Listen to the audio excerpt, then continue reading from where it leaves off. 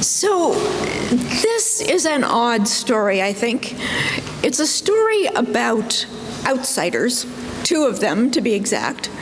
One is an outsider to place, and the other is an outsider to a particular tradition of God. Jesus crossed over a lake, traveled too far north. He left his home region, the region populated primarily by the Jewish people, and landed in the place we now know as Syria. He was tired, and he got into a bizarre argument with a local woman about the place of dogs in the household. This was especially unfortunate when you know that the woman had come to Jesus seeking healing for her daughter, having apparently given up on her own local gods. So, what does it mean to be an outsider? Outsider, a person who does not belong to a certain group, someone who is other, who does not fit because quite plainly they came from over there, across the continents, across the line, across the street, across town, across the fence my daddy built 100 years ago. Outsider, one who suffers pain, indignation, rejection, need, is ignored, belittled, and dehumanized because they had the audacity to be born so not one of us. Life is a cycle, they say, born somewhere, live somewhere, die somewhere, formed by the stories of our tribe, strengthened by our ancestors' food, sheltered and clothed by ancient habit, speaking words chiseled over thousands of years, right here where we belong, wearing daily a common skin. You are or you are not one of us. It's a cycle, you see, an intangible circle of solid proof, an impenetrable spin of ideas and history, and an unremarked fear of not it. Outsider, so different, you see, from insider. Outsider, a person who does not belong to a certain group. The dictionary says so. Page after cold, crackling page, ink parading word after unsmudged word that we have come to trust and to rely upon. Reading that definition, I fear that I, too, must shiver at the bolted door of some inside, not my own. Should I fear as well that I may carelessly bolt the door against another? Mark tells us at the beginning of this story that Jesus is trying to get away from it all, enjoy a cup of tea on the back deck, nap a bit in the fading sun, and here she comes, throwing herself at him, clinging to his feet. Please, sir, my child, my child. Well, Jesus, in his response, was painfully blunt. We don't give our food to the dogs when the children of the household are hungry.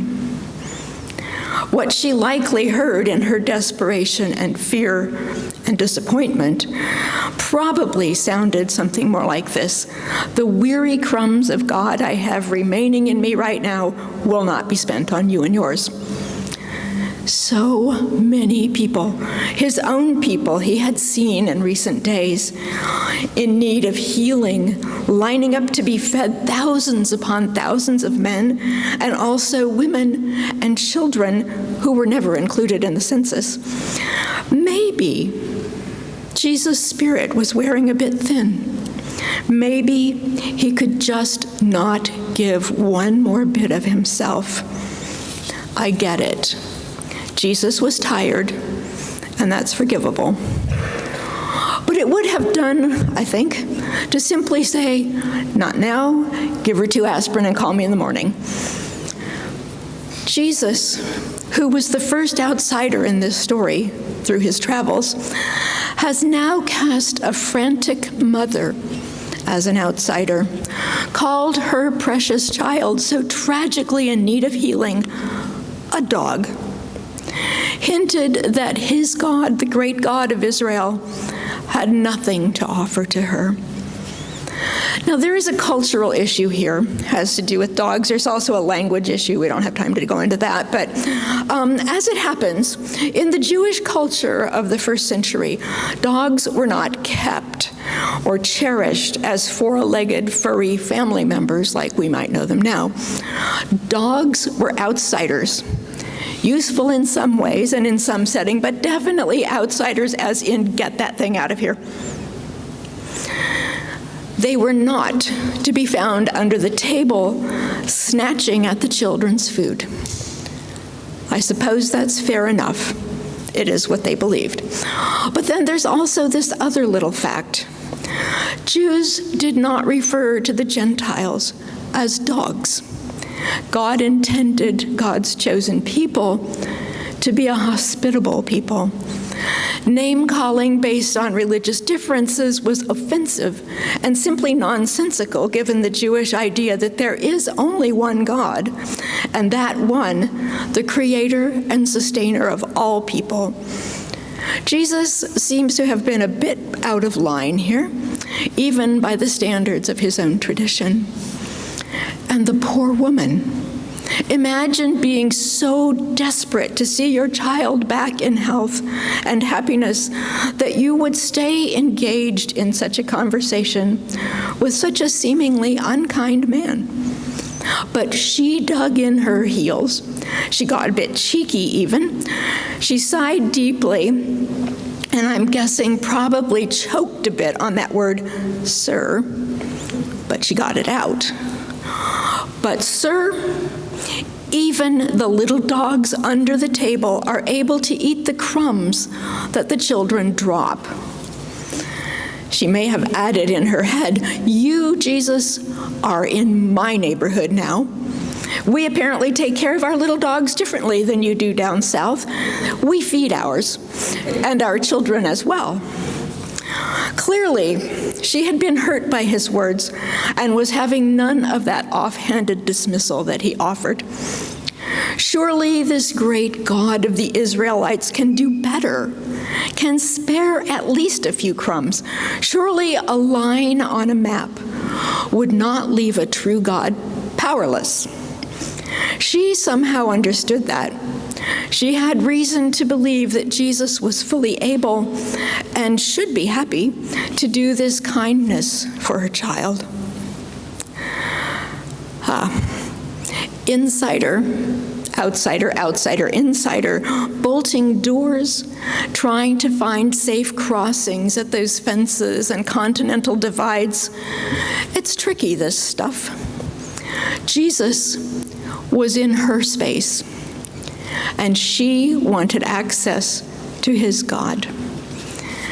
It can be very tricky, especially when one needs a nap and the other needs a miracle.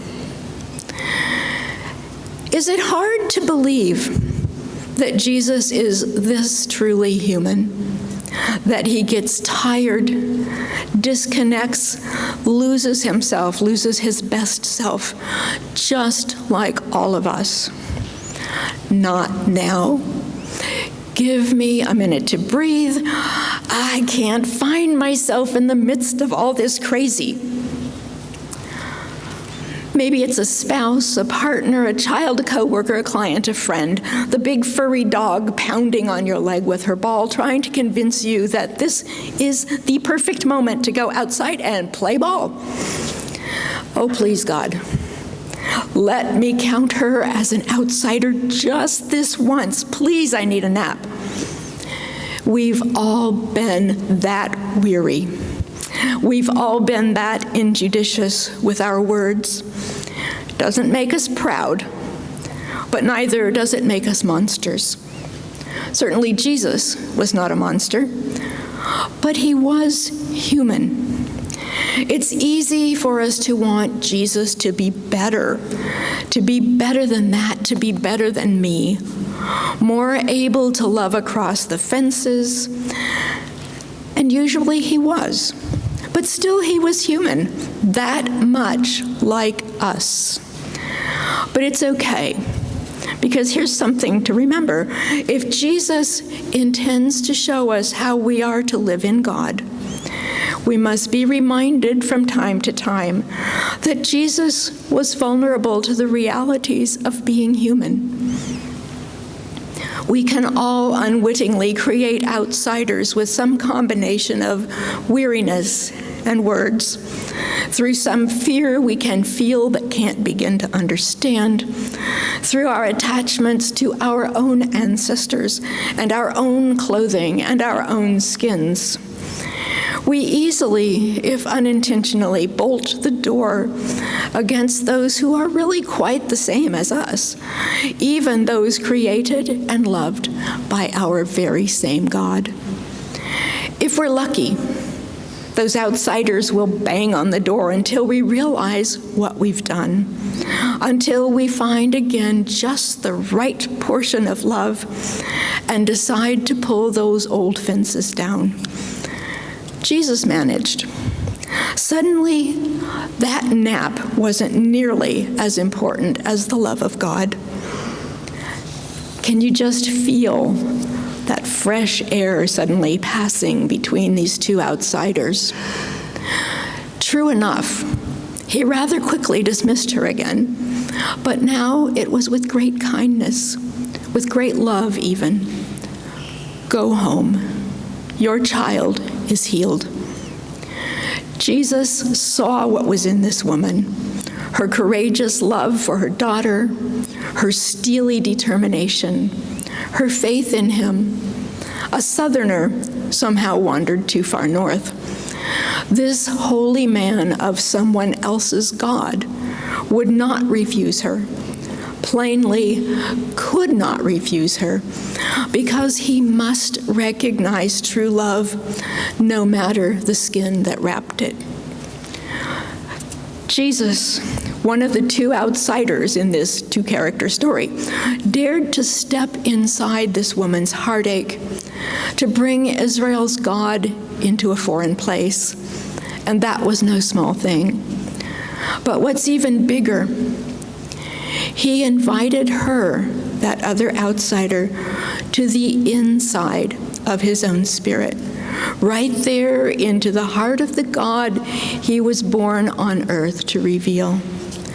An outsider can easily be made an insider. We only have to hear them, their words, their voice, their pain, their hope. If we take even a moment to attend, acknowledge, truly see and hear and recognize this one who is outside, then something strange and interesting and wonderful can happen.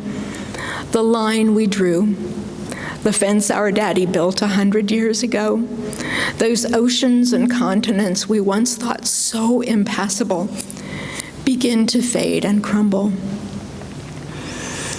Our youth, back at 9 a.m., which seems a long time ago right now, they spoke about their own mission journey to the faraway lands of Elwood up in the North Woods and the really faraway land of southeast Indianapolis. And they know well what it means to cross boundaries that keep people apart. Poverty, exclusion, despair, they can all be met by love. Such experiences can shatter stone, erase miles, and reshape hearts. Ask them. If you miss their presentation, ask them, and then listen to what they have to say. God's very self in us and around us becomes a living bridge, a loving bridge, a new line connecting what the old line divided. God, you know, has no inside and no outside. And so really, truly, we are not and cannot be outsiders and insiders so long as there is this God.